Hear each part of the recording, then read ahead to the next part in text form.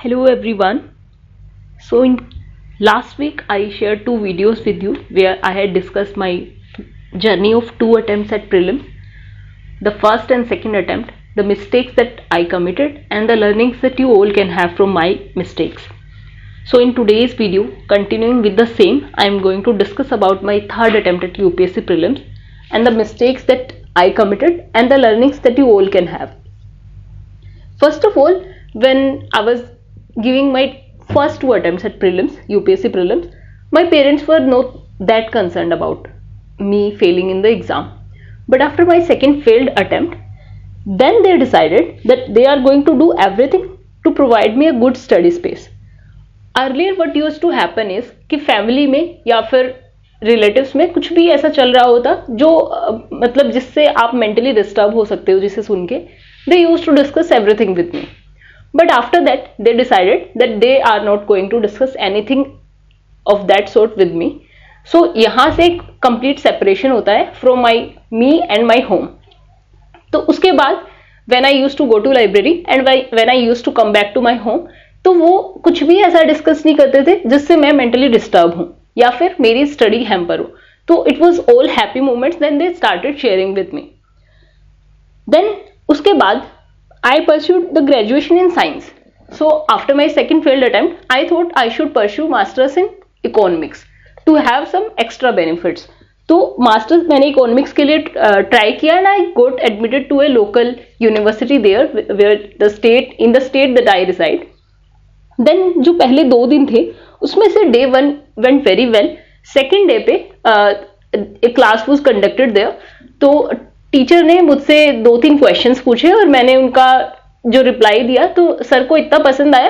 He was very impressed और उन्होंने मुझसे अपने करियर गोल्स के बारे में पूछा. तो मैंने उनको बताया that I am a UPSC aspirant. तो सर ने मुझे बहुत सारी चीजें ऐसी बताई कि जो अटेंडेंस का मैं चाहती थी कि अटेंडेंस मेरी यहाँ पे लग जाए और उसके बाद मैं सिर्फ एग्जाम देने जाऊं. तो सर ने मुझे बताया कि जो आप सोच रहे हो ना तो यहाँ पे आपकी अटेंडेंस लगेगी और आप जो सोच रहे हो कि सिर्फ एग्जाम देने आप आओ तो वो जो फीचर है वो इस यूनिवर्सिटी में नहीं है. Then second thing he told me that जो माहौल एक यूपीएससी एस्पिरेंट को चाहिए वो माहौल एक कॉलेज की एक यूनिवर्सिटी की कैंपस लाइब्रेरी में नहीं मिल पाएगा. थर्ड थिंग ही टोल्ड मी कि आप अगर दोनों साइड चलोगे तो कोई भी एक रास्ता आप ठीक से नहीं अपना पाओगे. एनीवे मेरा फर्स्ट और सेकेंड अटेम्प्ट की जो परफॉर्मेंस सेकेंड अटेम्प्ट में फिर भी ठीक थी, लेकिन मेरा ना तो मेंस प्रिपेयर्ड था और ना ही मैंने ऑप्शनल तब तक पढ़ा था. तो I decided that I am going to cancel my admission. तो सेकेंड डे पे ही I cancel my admission. Then I full fledgedly started preparing for the UPSC only. तो अब यहाँ पे जब जून में प्रीलिम्स हुआ था तो जून में आफ्टर 2 वीक्स रिजल्ट आ जाता है. तो जून और जुलाई का ये जो 2 महीने I wasted them properly. Waste मैंने किया. I use to watch some TV series क्योंकि फर्स्ट और सेकंड अटेम्प्ट में मैंने कोई भी सोशल मीडिया यूज नहीं किया, कोई भी मेरे फ्रेंड्स नहीं थे. So it was all me alone. तो सेकंड अटेम्प्ट के बाद I started wasting my time. तो टीवी सीरीज अगर एक शुरू किया है तो उसका पूरा सीजन कंप्लीट कर देना within a day. That was the kind of person I use to be at that time. लेकिन मैंने इन्वेस्ट भी किया.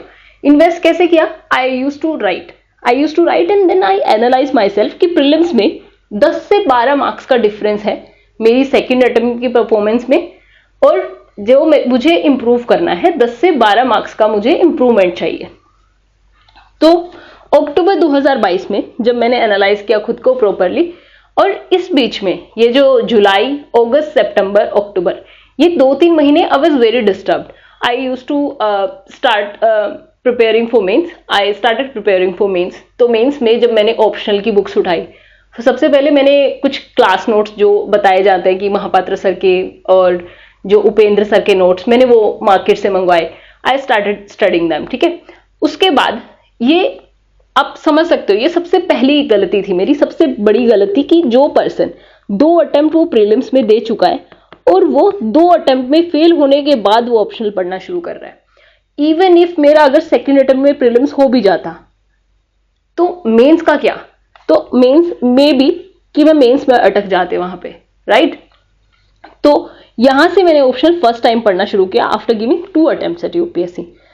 तो उसके बाद व्हाट आई डिड इज मैंने सारे जो स्ट्रेटजी वीडियोस होते हैं सोशियोलॉजी से रिलेटेड मैंने वो सब देखे। तो मैंने देखा कि मल्टीपल रिसोर्सेज हैं हमारे सोशियोलॉजी को पढ़ने के लिए। और आंसर राइटिंग का ये जो हमेशा रहता है कि आंसर राइटिंग करनी है, आपको आंसर राइटिंग करनी है, वो भी एक मेरे में एक फोबिया बन गया था। तो व्हाट आई डिड इज कि टेलीग्राम पे एक ग्रुप है, वो सोशो से रिलेटेड है, सोशियोलॉजी से रिलेटेड है। तो आई कॉन्टेक्टेड एडमिन देयर। तो एडमिन सर ने मेरे को बताया कि सोशियोलॉजी को प्रिपेयर करने का एक ही तरीका है कि आपको आंसर लिखने हैं। आंसर अगर आप लिख पा रहे हो दैट मीन्स आपका जो सोशियोलॉजी है वो प्रिपेयर हो गया है। तो व्हाट आई डिड इज यहां से मेरा एक्सट्रीमिस्ट फेज शुरू हो गया। मैं पूरा पूरा दिन सोशियोलॉजी यानी कि पूरा पूरा दिन मैं ऑप्शनल पढ़ती थी। Forget about the GS, forget about the main syllabus. मैंने कभी ये भी नहीं देखा कि जीएस 1 to 4 के जो सिलेबस है एटलीस्ट आप सिलेबस को ही रीड कर लो। That was the person I used to be. Then मैंने सिर्फ ज्योग्राफी मैंने उठाया सबसे पहले कि I thought that I am going to prepare for the mains. तो ज्योग्राफी के मैंने सभी आंसर्स लिखे। जो फिजिकल ज्योग्राफी जो होती है हमारी, तो उसमें भी जो मेंस के क्वेश्चंस होते हैं, मेंस के प्रीवियस ईयर क्वेश्चन, मैंने वो सभी लिखे। अब आप सभी प्रीवियस ईयर क्वेश्चन लिख रहे हो दैट मीन्स आपका टाइम जा रहा है वहां पे, राइट। और प्रीवियस ईयर क्वेश्चन लिखने से पहले आप पढ़ोगे और लिखने के बीच में आप कोई मॉडल आंसर्स देखोगे इंटरनेट पे, राइट। तो अब आप देख सकते हो कि कितना टाइम लग सकता है। आप कंटेंट रीड करना है, फिर आपके बाद मॉडल आंसर्स रीड करना है, उसके बाद आपको आंसर लिखना है, और वो भी आप सारे प्रीवियस ईयर क्वेश्चन लिख रहे हो। That is not a good approach, क्योंकि अगर आप सारे प्रीवियस ईयर क्वेश्चन लिख रहे हो तो उससे आपका टाइम जा रहा है। But the thing is what you should do is कि आपको थीम आइडेंटिफाई करना है, और अगर थीम से रिलेटेड आप सारे डायमेंशंस प्रिपेयर कर लेते हो that means you are mains ready. So that is what used to be. लेकिन मैंने इसका बिल्कुल ऑपोजिट किया, ठीक है। सारे प्रीवियस ईयर क्वेश्चन लिख लिए, लेकिन ये नहीं देखा कि उसमें टाइम जा रहा है। ओवर द मतलब जो बाकी सब्जेक्ट्स थे वो कॉम्प्रोमाइज हो रहे थे सिर्फ एक सब्जेक्ट के लिए। नेक्स्ट, अब अक्टूबर से लेके फरवरी तक, अक्टूबर, नवंबर, दिसंबर, जनवरी एंड फरवरी, ये 4-5 महीने आई वाज डूइंग ऑप्शनल, ठीक है। ऑप्शनल में पेपर 1 70% हो गया मेरा, पेपर 2 40% हो गया। दो ये बहुत अच्छे से किया मैंने। बट द थिंग इज सिर्फ ज्योग्राफी मैंने जीएस पेपर 1 to 4 के बीच किया, ना ऐसे, और ना ही मैंने जीएस पेपर 1 to 4 कोई और सब्जेक्ट को रीड किया। तो this was the mistake that I committed. Next, अब फरवरी में जामिया का एक एंट्रेंस होता है, तो आई thought that I will pursue for it, तो वो एंट्रेंस मुझे देना था। तो दिसंबर के बाद I started practising previous year questions, ठीक है। और मैंने टेस्ट लगाने शुरू कर दिया। वो एक रैंडम टेस्ट थे जो एक सीनियर वो मुझे भेजते रहते थे, और वो रैंडम टेस्ट थे किसी कोचिंग के, वो मैं लगाती रही। मुझ में इतनी नॉलेज नहीं थी। I was appearing for the third attempt, I was preparing for the third attempt at UPSC, और कोई मुझे टेस्ट भेज रहा है वो किसी भी रैंडम कोचिंग के, और वो मैं टेस्ट उठा के लगा रही हूँ, ठीक है। ये यहाँ पे एक गलती है। क्यों? क्योंकि जो वो रैंडम कोचिंग थी वो प्रीवियस ईयर क्वेश्चंस पे ही बेस्ड जो क्वेश्चंस थे उनके वो बना रही थी, तो उससे कुछ ज्यादा बेनिफिट हो नहीं रहा था, और उनके क्वेश्चन उस स्टैंडर्ड के नहीं थे जो होने चाहिए। Particularly I am not going to name that coaching. अब उसके बाद दिसंबर, जनवरी एंड फरवरी, ये 3 महीने व्हाट आई डिड, मैंने सोशियोलॉजी किया और मैंने प्रीवियस ईयर क्वेश्चंस किए जो हमारे प्रीलिम्स के, ठीक है। तो अब यहाँ पे ना मैंने जीएस मेंस किया, ना मैंने एथिक्स किया, इन दोनों में से कुछ भी नहीं। अब मार्च में what I did, I cleared the Jamia, ठीक है। तो मार्च में जब जामिया का एंट्रेंस जब मेरा क्लियर हुआ, तो अप्रैल में यानी कि just 1 month before the prelims, ठीक है, तो I shifted to Jamia Delhi में। अब एकेडमिक एनालिसिस की बात करते हैं, ठीक है। अब मैं अपने सेकेंड अटेम्प्ट से की एनालिसिस की अगर आपको बात बताऊं, तो अक्टूबर में जब मैंने एनालाइज किया कि मेरा प्रीलिम्स सिर्फ 10 से 12 मार्क्स के लिए रुका है, और एक्चुअल में 12 मार्क्स का ही गैप था मेरे प्रीलिम्स के स्कोर में और कट ऑफ में, ठीक है। क्योंकि कट ऑफ कितने पे था, कट ऑफ था समथिंग ऑन 80 समथिंग, एंड मेरा प्रीलिम्स का स्कोर था सेकेंड अटेम्प्ट का 75 समथिंग। तो अब जब मैंने एनालाइज किया तो मैंने अपनी खुद की गलतियां देखी। सबसे पहले तो कुछ सिली मिस्टेक्स मैंने किए थे। अब उनमें क्या था, मैंने आइडेंटिफाई किया कि नोट जो वर्ड होता था, जो बेसिक सिली मिस्टेक्स होती है वो इनिशियली जो पर्सन करता है वो वाली सिली मिस्टेक्स यहाँ पे थी, ठीक है।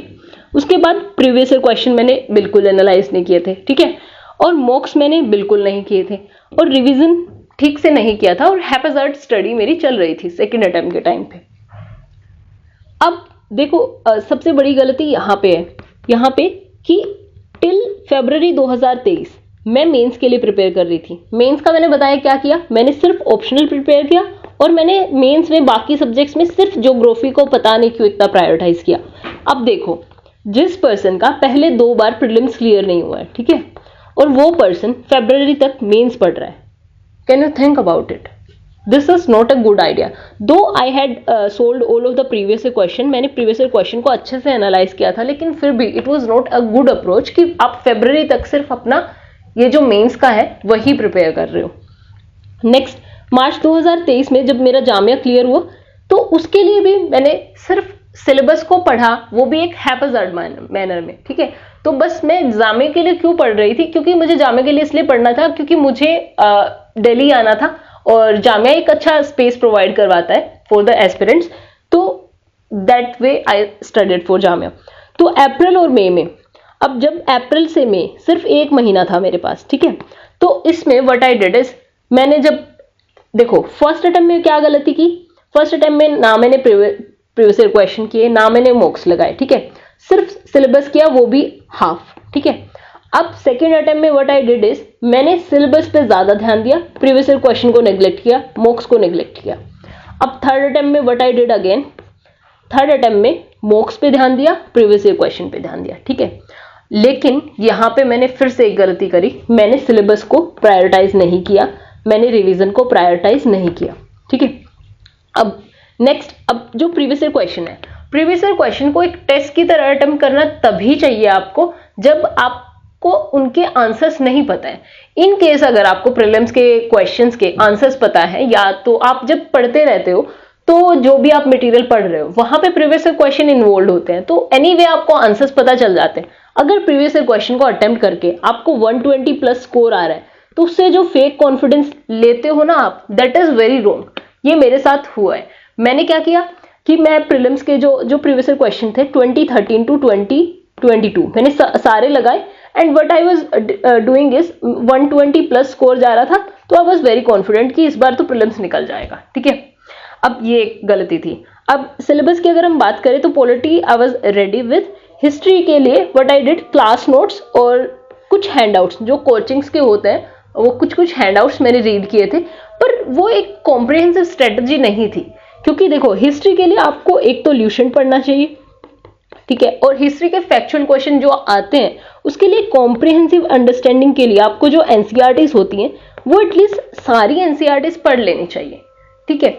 अब ज्योग्राफी में आई डिड एनसीईआरटीज, एनवायरनमेंट के लिए सिर्फ क्लास नोट्स मैंने किए जो कि बिल्कुल भी कंसाइज नहीं थे। जो क्लास नोट्स थे वो मैं बताती हूँ, 50 पेजेस के वो क्लास नोट्स थे, और environment, can you think about it, environment के जो क्लास नोट्स हैं और वो मैंने पढ़े हैं वो सिर्फ 50 पेज के हैं। उसमें से अगर प्रीलिम्स के क्वेश्चन सोल्व होते तो it would have been very different case. Next science and technology के लिए I did PT 365, current affairs I was doing the newspaper, and economics के लिए आई डिड मृणाल सर के नोट्स। अब बताती हूँ कि जब प्रीलिम्स से पहले की बात है, थर्ड अटेम्प्ट में जो मेरा प्रीलिम्स से तुरंत पहले का फेज था, मतलब जो 1 महीना जामिया में व्हाट आई डिड, मैंने मॉक्स लगाए, ठीक है, 20 to 30 मैंने मॉक्स दिए, जिसमें से 7 से 8 फुल लेंथ टेस्ट थे।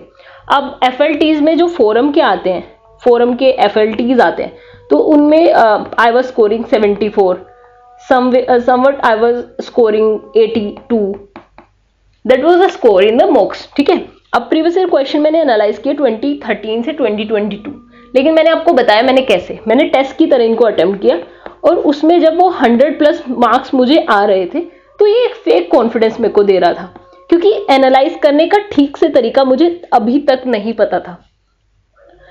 And lastly one major mistake, मैंने क्या किया, प्रीवियस ईयर क्वेश्चन को ओवर एम्फसाइज किया यहाँ पे एज कंपेयर टू रिविजन। अब परफॉर्मेंस की अगर हम बात करें, जब प्रीलिम्स का दिन था, जिस दिन प्रीलिम्स कंडक्ट हुआ 28 मई के दिन, तो मैं कहूँगी कि प्रैक्टिस के साथ साथ टेम्परामेंट दोनों ही बहुत ज़रूरी है, ठीक है। और मैंने सब पढ़ा था, लेकिन मैंने प्रैक्टिस भी किए थे क्वेश्चंस, पर क्या था, mentally I had given up even before fighting.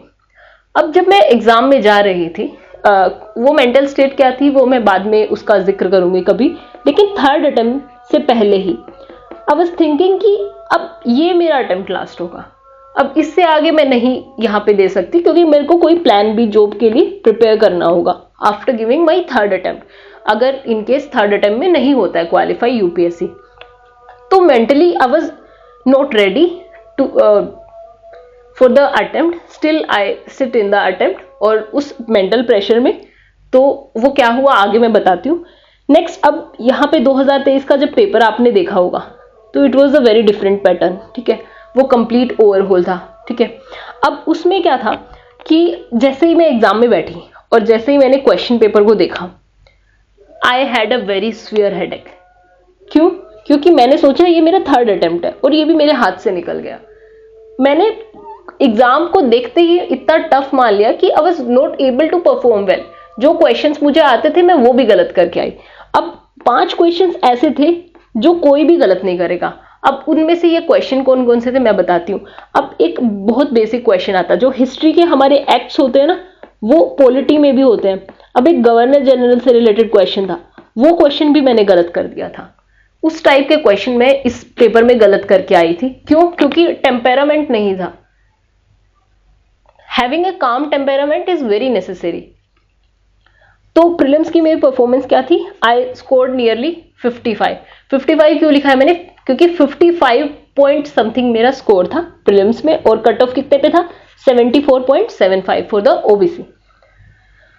अब बात करते हैं of the mistakes that I had committed. बहुत बड़ी गलतियां मैंने की है, and I hope you could able to understand it, you will be able to understand it. सबसे पहली बात, आई हैड अ वेरी, मतलब एक पूरा साल था मेरे पास प्रिपेयर करने के लिए, still I wasted time without having any direction. अब देखो, क्या मुझे पता था कि प्रीवियस क्वेश्चन को कैसे एनालाइज करना है? नहीं पता था। क्या मैंने मेंस के लिए प्रिपेयर किया? नहीं किया। क्या मैंने ऑप्शनल पढ़ा सेकंड अटेम्प्ट से पहले? नहीं पढ़ा। सो जब मेरे पास एक डायरेक्शन ही नहीं थी, still I kept moving in it, तो उसके बाद तो फेलियर आपके पास आएगा ही ना। अगर आपको डायरेक्शन ही नहीं पता है तो आप कैसे इंश्योर हो सकते हो कि आपका प्रीलिम्स या फिर आपका यूपीएससी क्लियर हो जाएगा? Next, studying haphazardly. क्योंकि अब देखो, जैसे मैंने आपको बताया, मैंने मेंस का कोई सिलेबस नहीं रीड किया, ठीक है, और मैं एक्सट्रीम स्टडी कर रही थी। एक्सट्रीम स्टडी का मतलब मैं बैठ रही हूँ वहां पे 10 to 12 आवर्स के लिए मैं लाइब्रेरी में बैठ रही हूँ, लेकिन उसमें मैं क्या कर रही हूँ? मैं सिर्फ ऑप्शनल को एम्फोसाइज कर रही हूँ, और मैं जीएस में अगर कर रही हूँ तो सिर्फ ज्योग्राफी, सिर्फ एक सब्जेक्ट कर रही हूँ और उसके सारे प्रीवियस क्वेश्चन लिख रही हूँ, एज लाइक कि मुझे 10 साल के बाद प्रीलिम्स देना है, 10 साल के बाद मुझे यूपीएससी में अटेम्प्ट करना है। Next, time management between the GS and optional. Again मैंने यहाँ पे कवर किया कि जीएस और ऑप्शनल को मैंने इक्वली टाइम नहीं डिवोट किया, और ना ही मेरा जीएस वेल प्रिपेयर्ड था, सिर्फ ऑप्शनल मैं वहां पे पढ़ रही थी। Next, over emphasising the previous questions and मॉक्स, over revision. अब मैंने आपको बताया, जब सेकंड अटेम्प्ट में मैंने मॉक्स और प्रीवियस क्वेश्चन नहीं किए थे, तो थर्ड अटेम्प्ट में व्हाट आई डिड इज कि मैंने सिर्फ प्रीवियस क्वेश्चन और सिर्फ मॉक्स पे ध्यान दिया।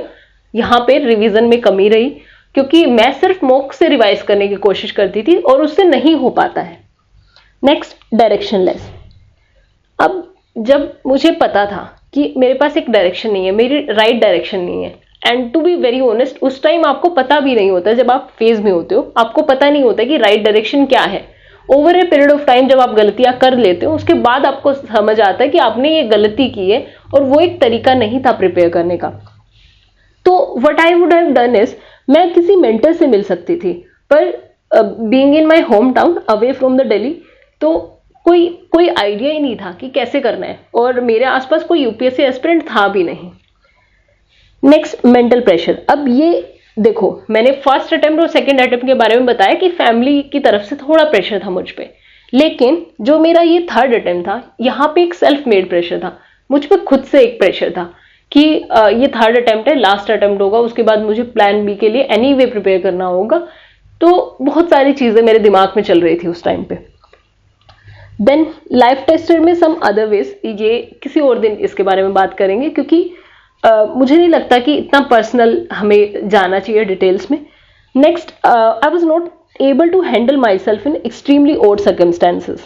Maybe I had not faced the similar challenges earlier. क्योंकि जब मेरा थर्ड अटेम्प्ट आने वाला था तो उस टाइम कुछ कुछ ऐसी हैपनिंग्स हुई थी मेरी लाइफ में कि जिनको मैं ठीक से हैंडल नहीं कर पाई उस टाइम पे. और वो क्यों नहीं कर पाई? क्योंकि मैंने वैसे चैलेंजेस कभी भी फेस नहीं किए थे. और लाइफ ऐसे ही होती है, लाइफ अनप्रडिक्टेबल रहती है. वो किस टाइम पे आप पे कौन सा चैलेंज थ्रो कर रही है, you may not be able to know, but only after you have overcome the challenge then only you realise कि वो एक चैलेंज था और अभी आप ओवरकम कर चुके हो. Now let's talk about the learnings. सबसे पहली बात, before preparing know how to prepare. देखो, अब सबसे पहले अगर आप यूपीएससी की तैयारी में आ रहे हो, आई विल से जानो कि प्रीवियस क्वेश्चन को कैसे एनालाइज किया जाता है, जानो कि मेंस के सिलेबस को कैसे प्रिपेयर किया जा सकता है, जानो कि आंसर राइटिंग कैसे किया जा सकता है. उसके बाद आपको सब कुछ पता होना चाहिए from the prelims to the interview about the UPSC. सिर्फ साइकिल का पता होना, सिर्फ पेपर के पैटर्न को पता होना is not a good idea. आपके पास एक प्रॉपर डायरेक्शन होना चाहिए, तब जाके आपको यूपीएससी की तैयारी शुरू करनी चाहिए. Otherwise, UPSC is definitely going to take the time for you. Next, everyone can study, but studying without direction leads you to nowhere. अब जैसे मैंने आपको एक बात बताया, मैं भी 10 से 12 घंटे लाइब्रेरी में पढ़ रही थी. जिस टाइम मैं 10 से 12 घंटे लाइब्रेरी में पढ़ रही थी, उसी टाइम पे कोई और पर्सन 6 से 8 घंटे भी पढ़ रहा होगा, लेकिन इस पर्सन के पास डायरेक्शन होगी और मेरे पास डायरेक्शन नहीं थी. तो डेफिनेटली ये पर्सन क्वालिफाई कर पाया होगा और मैं नहीं कर पाई. क्यों नहीं कर पाई? क्योंकि मेरे पास एक डायरेक्शन नहीं थी. मुझे आइडिया ही नहीं था कि कैसे प्रीवियस क्वेश्चन को एनालाइज करना है, मुझे आइडिया नहीं था कि कैसे मेंस को प्रिपेयर करना है. तो I was continuously wasting time. मैं इनपुट दे रही थी, मैं टाइम दे रही थी, लेकिन मुझे आउटपुट ठीक से नहीं मिल रहा था. Next, organizing your study schedule is as much important is studying. अब let me tell you one thing. जैसे मैंने आपको बताया कि मैंने ऑप्शनल पे ओवर एम्फसाइज किया और जीएस में, मेंस में मैंने कुछ किया ही नहीं, तो that is not a good idea. अब जैसे अगर आप अपने स्टडी शेड्यूल को ऑर्गेनाइज अगर नहीं करोगे, that means you are definitely going to fail. ठीक है, तो इसलिए अपना जो स्टडी शेड्यूल है, आपको अपना शेड्यूल बनाना चाहिए कि आप जीएस को इतना टाइम देंगे, आप ऑप्शनल को इतना टाइम देंगे एंड करंट अफेयर्स को इतना टाइम देंगे. Otherwise it is not a good idea to keep preparing for it. Next, even if I could have cleared the prelims, अगर 2 अटेम्प्ट से पहले मेरे फर्स्ट और सेकंड अटेम्प्ट में, अगर मेरा सेकंड अटेम्प्ट में इवन क्लियर भी हो जाता, तो I was not ready for mains. मैंने बताया सेकंड अटेम्प्ट के बाद, सेकंड अटेम्प्ट में फेल होने के बाद मैंने ऑप्शनल को पढ़ना शुरू किया. क्यों? क्योंकि फर्स्ट और सेकंड अटेम्प्ट में मैंने आपको बताया कि कितने महीने का गैप था, 7 महीने का गैप था. और 7 मंथ्स के गैप में मुझे, जब मेरा फर्स्ट अटेम्प्ट में मेरा सिलेबस कवर नहीं था, तो मेरा फोकस वहां पे क्या था कि मुझे अपना सिलेबस कवर करना है और प्रीलिम्स का सिलेबस कवर करना है. तो I was not ready for the mains. ठीक है. नेक्स्ट, अब managing time between GS and optional is necessary. अब देखो, जीएस और ऑप्शनल, अगर आप इसको 10 घंटे दे रहे हो और इसको 2 घंटे दे रहे हो, that is not a good idea. और इसको 10 घंटे दे रहे हो, इसको 2 घंटे दे रहे हो, वो भी ठीक नहीं है. तो दैट मीन्स कि जीएस और ऑप्शनल को आप इक्वली एम्फसाइज करो, क्योंकि जीएस में आपको डायमेंशंस चाहिए होती हैं और ऑप्शनल में आपको डेप्थ चाहिए होती है. Both are very necessary. Next, solving the previous question as test helps only when you do not know the answers. अब जैसे मैंने आपको बताया, एक फेक कॉन्फिडेंस आता था जब मैं प्रीवियस क्वेश्चन को एक टेस्ट की तरह लगाती थी और 100+ मार्क्स आते थे. वो क्या होता है? एक फेक कॉन्फिडेंस होता है. आपको लगेगा कि ओहो, आपका तो क्लियर हो जाएगा, लेकिन बाद में आप रियलाइज करोगे कि नहीं, that was not a good idea. आपको आंसर्स पहले से पता थे, तभी आप वो 100+ स्कोर कर पाए उसमें, लेकिन आपको टेक्निक्स ही नहीं पता है कि आपको क्वेश्चन सोल्व कैसे करना है. Only after my third attempt I could know कि कैसे प्रीवियस क्वेश्चन को एनालाइज करना है. Next, giving mock test just for the sake of it is not going to help you. अब let me tell you one thing. जब मैंने बताया कि थर्ड अटेम्प्ट जब मैंने दिया, तो मैंने मॉक्स 30 to 35 मैंने मॉक्स लगाए. तो मॉक्स मैंने कैसे लगाए मैं बताती हूँ. तो जैसे ही मैंने मॉक को लगाया, ठीक है, मॉक टेस्ट लगाया, उसके बाद मैंने चेक किया तो मैंने देखा कि कुछ क्वेश्चंस मेरे गलत थे और कुछ क्वेश्चंस मेरे सही थे। मैंने ये नहीं देखा कि गलत हुआ तो उसका रीजन क्या है और सही हुआ तो उसका रीजन क्या है। मैंने देखा कि ये गलत हुआ है तो इसका कंटेंट रीड किया, ये ठीक हुआ है लेकिन अगर इसमें थोड़ा एडिशनल कंटेंट है वो भी रीड किया है। तो यहाँ पे तो it was not fulfilling the purpose of giving the MOOCs ना। तो दैट इज वाई मोक्स सिर्फ देने के लिए नहीं देना है, मोक्स को आपको कैसे एनालाइज करना है that I am going to tell you later on. Next, seek help if you need it, meeting mentors. अब देखो, when I was getting failed in first and second attempt, तो मुझे डेफिनेटली किसी मेंटर से जाके, या तो दिल्ली में या फिर एनी वे आप टेलीग्राम से भी कांटेक्ट कर सकते हो किसी मेंटर को, और डेफिनेटली मुझे मिलना चाहिए था किसी मेंटर से, क्योंकि मुझे डायरेक्शन नहीं पता थी तो वो मैं पूछ भी सकती थी किसी से, और मैंने नहीं पूछा। नेक्स्ट, अगर किसी को पता है कि वो पहले 2 अटेम्प्ट में किसी रीजन से नहीं क्लियर कर पाया, अब जैसे मुझे पता था कि मैं फर्स्ट अटेम्प्ट में क्यों क्लियर नहीं कर पाई, क्योंकि फर्स्ट अटेम्प्ट जब मैं दे रही थी तब मेरी तबीयत ठीक नहीं थी, ठीक है। Physically I was ill and I was not able to complete my syllabus before the prelims, ठीक है। और फर्स्ट और सेकंड अटेम्प्ट के बीच में बहुत कम टाइम गैप था, और सेकंड अटेम्प्ट तक भी मेरा सिलेबस तो कंप्लीट हो गया था, लेकिन ना मैंने कोई प्रीवियस ईयर क्वेश्चन अटेम्प्ट किए थे, ना मैंने कोई मॉक्स लगाए थे, तो इसलिए मैं सेकंड अटेम्प्ट में फेल हो गई। थर्ड अटेम्प्ट में मैं कर सकती थी इन चीजों को इंप्रूव, लेकिन थर्ड अटेम्प्ट में एक एडिशनल प्रेशर था मेरे पास, ठीक है।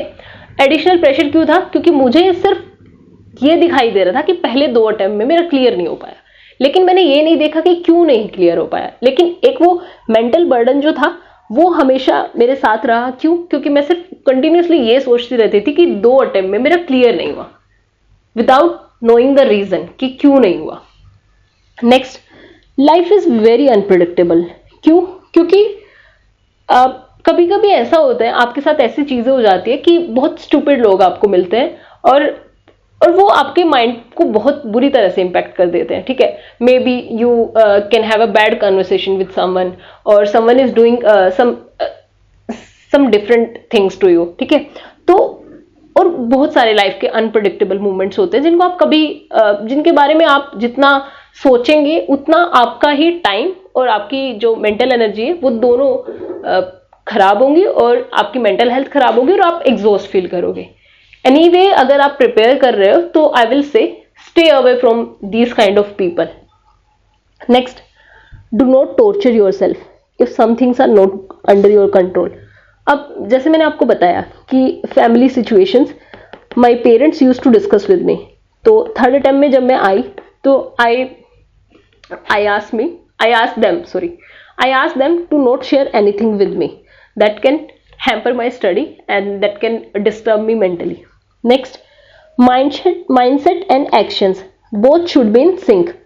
अब मेरे माइंड में कंटिन्यूसली चल रहा था कि थर्ड अटेम्प्ट मेरा लास्ट अटेम्प्ट होगा, उसके बाद मैं अटेम्प्ट नहीं दूंगी, और यानी कि मैं मेंटली गिव अप कर चुकी थी। लेकिन एक्शंस क्या थे मेरे कि मैं गिव अप नहीं कर सकती, और I was continuously focusing on the study. लेकिन इसमें क्या हो रहा था, मेरे माइंड और मेरे एक्शंस के बीच में कोलैब नहीं था, जो कि बहुत नेसेसरी होता है। अगर आप किसी काम को अगर आप कर रहे हैं, आपका माइंड और एक्शंस दोनों इन्वॉल्व है, तो आपकी एफिशिएंसी बहुत ज्यादा होगी।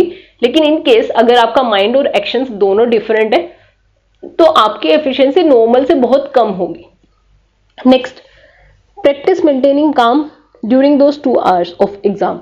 अब देखो, मैंने कई बार इस पे बहुत एम्फेसाइज किया है कि जब आप पूरे साल आप जैसे रहते हो वो आपके प्रीलिम्स पे उन 2 घंटों पे बहुत इंपैक्ट डालता है। इसीलिए मेंटेनिंग द काम during those 2 hours is very necessary. अब थर्ड अटेम्प्ट मुझे क्या लगता है कि मैं क्यों फेल कर गई थर्ड अटेम्प्ट में, क्योंकि उस टाइम पे जब मैंने जैसे ही पेपर को देखा आई वाज वेरी एंशियस। मुझे इतना स्ट्रेस हो गया, इतना हेडेक हो गया उस स्ट्रेस से कि मैं मैनेज ही नहीं कर पाई खुद को ठीक से। तो आप पढ़ भी ले, आप सिलेबस भी कंप्लीट कर ले, आप सब कुछ कर ले, कोई फायदा नहीं उस चीज का अगर आप पेपर को देख के डर जा रहे हो, एग्जाम हॉल में एंजाइटी हो रही है। Lastly I will say it was very difficult time for me, और to be very honest first second attempt में अगर आप फेल हो जाते हो तो 2 अटेम्प्ट के बाद एनीवे आपका कॉन्फिडेंस बहुत डाउन हो जाता है। थर्ड अटेम्प्ट में भी अगर आप जा रहे हो, अगर आप इतनी हिम्मत कर पा रहे हो कि आप थर्ड अटेम्प्ट दे रहे हो, तो I will say please be confident in yourself, क्योंकि self confidence is very necessary. Anyway, मुझे ऐसा लगता है कि जो गलतियां, अपनी गलतियों से अगर हम सीख पाए और दूसरों की गलतियों से अगर हम सीख पाए तो हम इस एग्जाम को क्लियर कर सकते हैं। इतना डिफिकल्ट नहीं है, लेकिन बात यह है डिफिकल्ट क्या है, डिफिकल्ट यहाँ पे डायरेक्शन मिलना है। अगर किसी पर्सन को डायरेक्शन मिल जाएगी वो इजीली क्लियर कर पाएगा, और एनीवे अगर उसको डायरेक्शन मिल जाएगी और इन केस रिजल्ट नहीं आ रहा है तो दैट मीन्स कि लक खराब है, ठीक है। लेकिन अगर आपके पास डायरेक्शन नहीं है फिर भी आप करे जा रहे हो तो उसमें यानी कि हमारी वो मेंटल स्टेट खराब है। I hope you could learn something from it. So thank you so much.